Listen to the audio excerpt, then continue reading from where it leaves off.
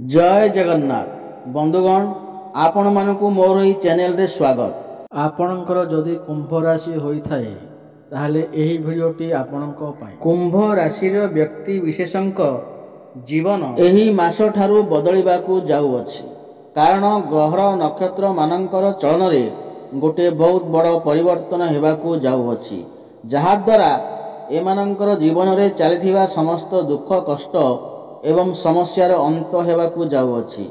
पुणी थरे खुशी फेरिबाकू जाउअछि। देखंतु बुध शुक्र एवं सूर्यंकर राशि परिवर्तन हेबाकू जाउअछि एवं बृहस्पति मध्य वक्री हेबाकू जाउछंती, जहा द्वारा आपणक जीवन रे किछि बड़ हेबाकू जाउअछि। आपणक जीवन रे चलिथिबा समस्त दुख कष्टर अंत हेबाकू जाउअछि। पुनर्बार आपणकर जीवन रे खुशी फेरिबाकू जाउअछि। तेबे आसंतु जानिबा एही मास ठारू आपणक जीवन रे कौन सबु बड़ परिवर्तन हेबार अछि। ता पूर्वरु जदि आपणकर भी कुंभ राशि होइथाए, आपण जदि माँ दुर्गांकु एवं जगन्नाथंकु सच्चा हृदय रे भक्ति करुथांती, विश्वास करथांती, तेबे एही वीडियोटी को लाइक करी कमेंट बॉक्स रे जय जगन्नाथ जय माँ दुर्गा अवश्य लिखि दियंतु। देखंतु पूर्वरु आपणकर स्वास्थ्य खराब रहुथिला, धन जनित समस्या देखा देउथिला, आपण ऋण नेउथिले किंतु ऋण सुझी पारु नथिले, ऋणर भार आपणक उपरे बढ़ी जाइथिला, गृह परिवार रे खुशीर वातावरण नथिला, शिक्षा क्षेत्र रे समस्या देखा देउथिला, आपणकर खर्च बढ़ी चलिथिला, समाज रे आपणकर मान सम्मान नथिला, आपणकु चाकरी प्राप्त होई पारु नथिला, संतान संतति पई आपण चिंतित थिले, प्रेम जीवन रे मध्य समस्या देखा देउथिला, व्यापार वाणिज्य रे मध्य लॉस हेउथिला। तेबे जहा भी समस्या आपणक जीवन रे चलिथिला ताहा एबे दूर हेबाकू जाउअछि। आपणक जीवन रे पुणी थरे खुशी फेरिबाकू जाउअछि। आपणक जीवन रे नूतन सूर्य हृदय हेबाकू जाउछंती। देखंतु शुक्रंकर राशि परिवर्तन हेउअछि। शुक्र जी कि धनर कारक ग्रह, शुक्र ग्रह को माँ लक्ष्मींकर स्वरूप माना जाय थाए। शुक्र ग्रह आपणकर द्वादश स्थिति रे थिले, किंतु वर्तमान शुक्र आपणकर लग्न भाव रे मालव्य नामक राजयोग निर्माण करुछंती एवं आपणकर धन स्थान को चलन करिवे। बुध सूर्य मध्य आपणक लग्न भाव को चलन करिवे एवं बृहस्पति मध्य वक्री हेबाकू जाउछंती, जहा फल रे आपणकर सप्तम भावर फल देबाकू जाउछंती।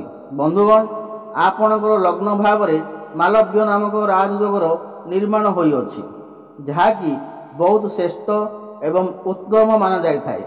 कालपुरुषर कुंडली रे मालव्य नामक राजयोगरु बहुत श्रेष्ठ विचार करा जाय थाए। एही समय रे आपणक संसारर समस्त सुख प्राप्ति हेबो। शुक्र हेउचंती भौतिक सुखर कारक ग्रह। आपणकु समस्त प्रकार भौतिक सुख प्राप्ति हेबो।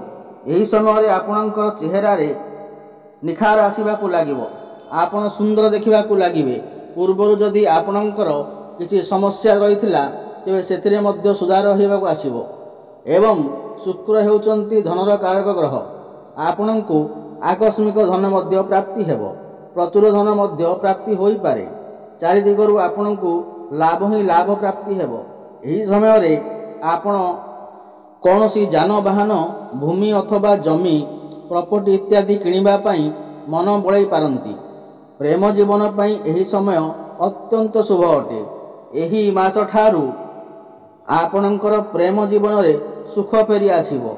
पूर्वरु जदि आपणकर प्रेम जीवन रे किछि समस्या लागि रहिथिला सेथिरे मध्य सुधार आसीबो। आपण दुई जनक मध्य रे भल पाइबा बढ़िबो। आपण एही समय रे बहुत इमोशनल रहिबे, बहुत रोमांटिक स्वभावर देखा जिवे। आपण आपणकर पार्टनर को सहित कौनसी स्थान को बुलिबाकू जाई पारंती, काहेकि ना भ्रमण सुख मध्य आपणकू प्राप्ति हेबो एवं शुक्र एठारे बसी आपणकर सप्तम भाव को देखुचंती एवं देवगुरु बृहस्पति मध्य वक्री होई करी आपणकर सप्तम भावर फल देवे। एही समय रे आपणकर विवाह होई पारे। जो मानकर विवाह होई पार नथिला सेमाने ବହୁତ ଅଧିକ ଚିନ୍ତାରେ ଥିଲେ ତ ସେମାନଙ୍କର ବିବାହ ଯୋଗ ମଧ୍ୟ ଖୋଲିଯିବ। ବିବାହ ପ୍ରସ୍ତାବ ଘରକୁ ଆସିପାରେ ଏବଂ ଫାଇନାଲ ମଧ୍ୟ ହୋଇପାରେ ଏବଂ ଆପଣଙ୍କର ଭଲ ପାଇବା ବିବାହର ରୂପ ମଧ୍ୟ ନେଇପାରେ। ଏବଂ ସପ୍ତମ ଭାବ ଡେଲି ଇନକମର ଭାବ ହୋଇଥାଏ, ବେପାର ବାଣିଜ୍ୟର ଭାବ ହୋଇଥାଏ, ବୈବାହିକ ଜୀବନରେ ଭାବ ହୋଇଥାଏ। ତ ଏହି ସମୟରେ ଆପଣଙ୍କର ଡେଲି ଇନକମ୍ ବଢ଼ିପାରେ। ବେପାର ବାଣିଜ୍ୟ କ୍ଷେତ୍ରରେ ଆପଣ ବହୁତ ଅଧିକ ଉନ୍ନତି କରିବେ। ଆପଣ କୌଣସି ନୂତନ ବେପାର ମଧ୍ୟ ଆରମ୍ଭ କରିପାରନ୍ତି। ବେପାର କ୍ଷେତ୍ରରେ ଆପଣଙ୍କର ଗ୍ରାହକ ବଢ଼ିପାରନ୍ତି। ଡେଲି ଇନକମ୍ରେ ବୃଦ୍ଧି ଆସିବ।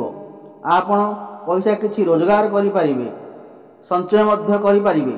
ବୈବାହିକ ଜୀବନରେ ମଧ୍ୟ ଖୁସି ଫେରି ଆସିବ। ବୈବାହିକ ଜୀବନ ଯଦି କିଛି ସମସ୍ୟା ଚାଲୁଥିଲା ତେବେ ସେଥିରେ ମଧ୍ୟ ସୁଧାର ଆସିବ। ମଧୁର ସମ୍ପର୍କ ସ୍ଥାପନ ହେବ। ଆପଣ ଦୁଇ ଜଣ ମିଶି କିଛି ଫ୍ୟାମିଲି ପ୍ଲାନିଂ କରିପାରନ୍ତି ଏବଂ ଯେଉଁମାନେ ସନ୍ତାନର କାମନା ରଖୁଥିଲେ ତ ସେମାନଙ୍କୁ ମଧ୍ୟ ସନ୍ତାନ ସୁଖ ମଧ୍ୟ ପ୍ରାପ୍ତି ହୋଇପାରେ। ଆପଣ ଦୁଇ ଜଣଙ୍କ ମଧ୍ୟରେ ତାଳମେଳ ଭଲ ରହିବ। ଆପଣଙ୍କର ଲାଇଫ୍ ପାର୍ଟନରଙ୍କର କ୍ୟାରିୟରରେ ମଧ୍ୟ ଗ୍ରୋଥ ଆସିବ। ସମାଜରେ ଆପଣଙ୍କୁ ମାନ ସମ୍ମାନ ପ୍ରାପ୍ତି ହେବ ଏବଂ ଏହାପରେ ଶୁକ୍ର ଆପଣଙ୍କର ଦ୍ୱିତୀୟ ଭାବ ଧନ ଭାବକୁ ଚଳନ କରିବେ ଏବଂ ବୃହସ୍ପତି ଶୁକ୍ରଙ୍କୁ ଦେଖିବେ।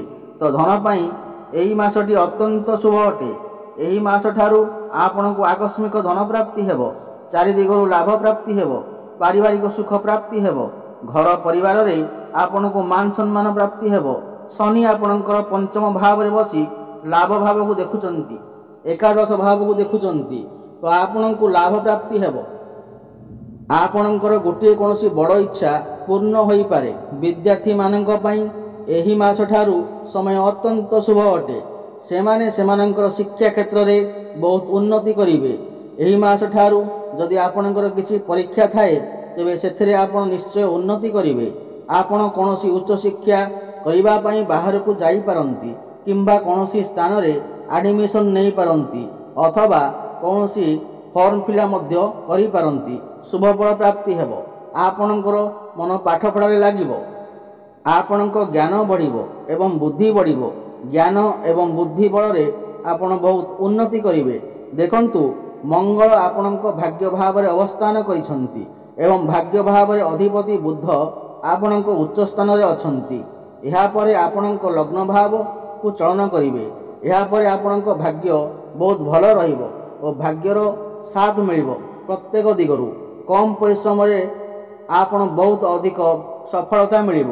ଭାଗ୍ୟ ବଳରେ ଏହି ସମୟରେ ଆପଣ ବଡ଼ ଇନଭେଷ୍ଟମେଣ୍ଟ କରିପାରନ୍ତି କିମ୍ବା କୌଣସି ବଡ଼ କାର୍ଯ୍ୟରେ ଆରମ୍ଭ କରିପାରନ୍ତି। ଆପଣଙ୍କ ମନ ଧର୍ମ ଆଡ଼କୁ ଅଗ୍ରସର ହୋଇପାରେ। ଆପଣ କୌଣସି ଧାର୍ମିକ ସ୍ଥାନକୁ ଯାତ୍ରା କରିପାରନ୍ତି। ସାମାଜିକ କଲ୍ୟାଣ କାର୍ଯ୍ୟରେ ଆପଣ ମନୋଯୋଗ ଦେବେ।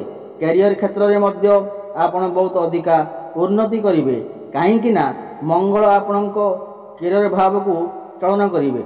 କ୍ୟାରିୟର ଭାବରେ ଆପଣଙ୍କ ସାହସ ଓ ପରାକ୍ରମ ବଢ଼ିବ।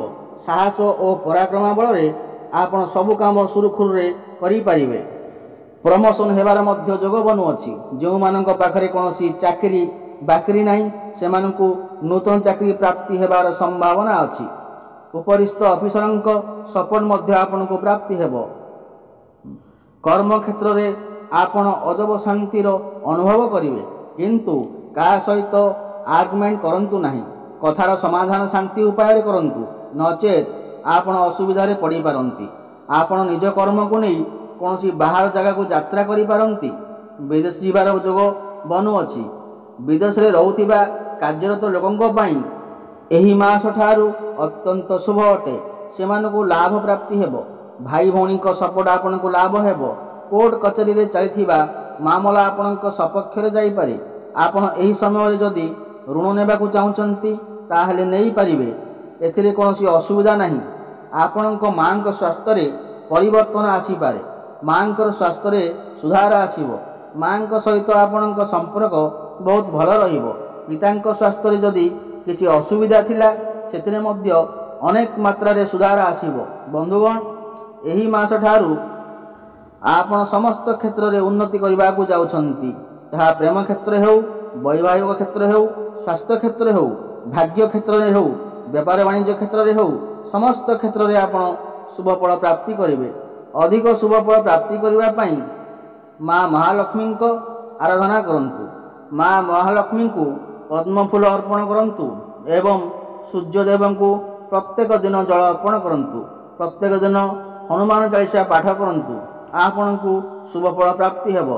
ଯଦି ଆପଣଙ୍କୁ ମୋର ଏହି ଭିଡ଼ିଓଟି ଭଲ ଲାଗେ ତାହେଲେ ଭିଡ଼ିଓଟିକୁ ଲାଇକ୍ କରନ୍ତୁ ଏବଂ ଚ୍ୟାନେଲଟିକୁ ସବସ୍କ୍ରାଇବ୍ କରନ୍ତୁ। ଜୟ ଜଗନ୍ନାଥ। ପୁଣି ଦେଖା ହେବ ଆଗାମୀ ଭିଡ଼ିଓରେ। ରହୁଛି, ଧନ୍ୟବାଦ।